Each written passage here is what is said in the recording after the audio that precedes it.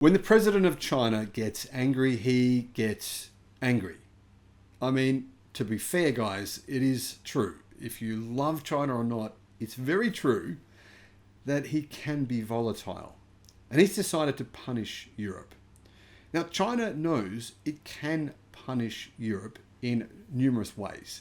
This is the tip of the iceberg. This is the first movement in a chess game of China retaliating against Europe's decision to try to block cheap Chinese EVs from entering the European car market. Interesting report here from Teslarati. I don't think this story has really been picked up by many, and good spotting here. The Chinese government has retaliated against Europe.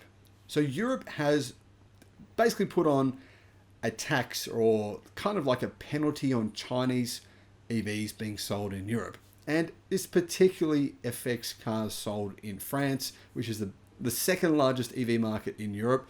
Germany is the first. But the reality here is that a lot of the automakers in Germany, like Mercedes, BMW, Volkswagen, they actually actively discouraged the European Union and their own governments from going after China. They believe that China would retaliate and it wouldn't make sense. And one of the reasons for that is that a huge percentage of the parts in German-made and French-made electric cars come from China. So they're kind of worried that eventually it's going to blow back on them.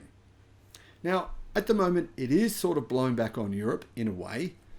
Not in the way that those automakers thought it would, but in an entirely different way. Hello, my friends. Welcome to the channel. I'm Sam Evans. You're watching the Electric Viking. The European Commission's anti-subsidy probe into electric vehicle imports from China has prompted a retaliation from the Chinese government. Now, initially, the Chinese government said, this is ridiculous. You're targeting us. This is completely unfair. And they were quite aggressive in their language against the European Union. They said, it's going to backfire on you. It could. It still could. I don't know. The Chinese government launched a trade probe into luxury liquor producers from Europe. The truth is here, European manufacturers, they literally make hundreds of millions of dollars selling alcohol in China. China knows this, and it will probably target all these different industries where Europe sells cars into China. Not just cars, but liquor. It'll target all kinds of things because you've got to keep in mind that Volkswagen, 50% of their profits come from China. 50%. So if China was to then penalize companies like Volkswagen, Mercedes, BMW, it might actually hurt Europe more than this subsidy probe, as in what Europe can do to China. And China's sort of saying that. They're saying, you know what? You wanted to test us.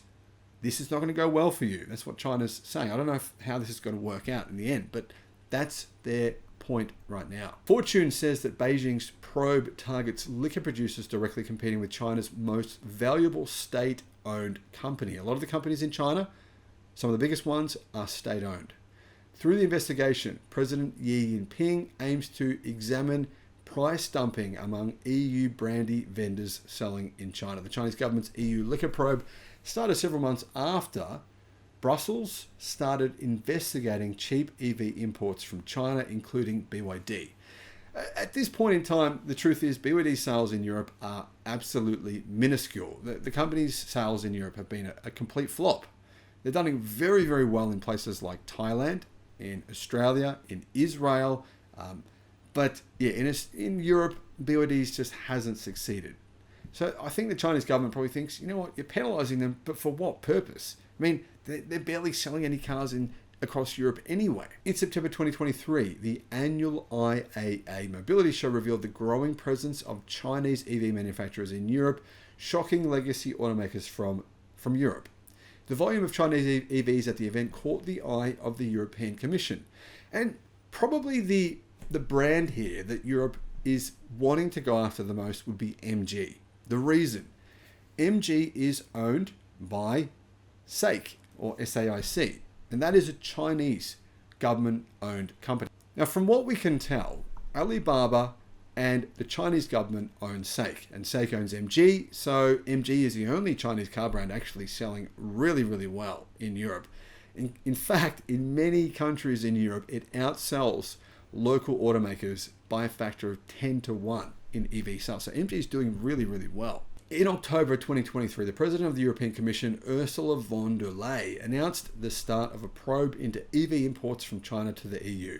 She highlighted that Europe's EV market was flooded with cheap electric vehicles whose prices were kept artificially low by huge state subsidies. She said the probe comes after a surge in EU imports of electric vehicles from China, outstripping other Chinese export markets. It may result in the Commission levelling tariffs on EU imports of EVs from China to offset state subsidies if substantiated and to level the playing field. Now, realistically, this isn't actually true. There's not that many Chinese-made EVs sold in Europe. Well, unless they're Teslas. The Tesla Model 3 was the second best-selling electric car in Europe. That is made in China. But the European Union said it would not go after Tesla. It is excluded Chinese Tesla-made EVs. So what exactly the purpose of these targeting of Europe going after Chinese automakers is, I don't know. Because realistically, outside of Tesla, EV sales in Europe are actually very, very small. Thanks for watching. Bye-bye.